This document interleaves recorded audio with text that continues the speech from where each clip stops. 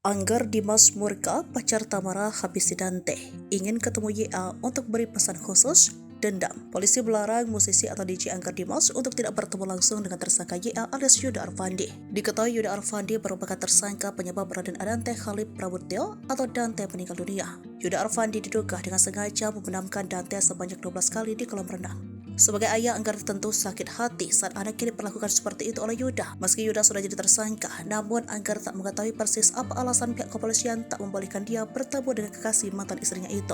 Meski demikian, ada keinginan dirinya untuk bertemu langsung dengan Yuda.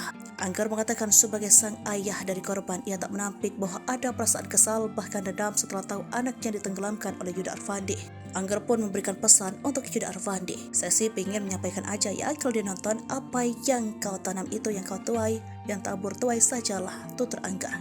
Sebagai informasi, putra sematawayang Tamara Tesmara dan Anggar Dimas, Raden Adante Khalid Prabudetyo atau Dante, meninggal dunia diduga karena tenggelam di kolam renang. Yuda ditangkap di daerah Pondok Kelapa, Jakarta Timur dan ditahan di Polda Metro Jaya sejak Jumat 9 Februari 2024.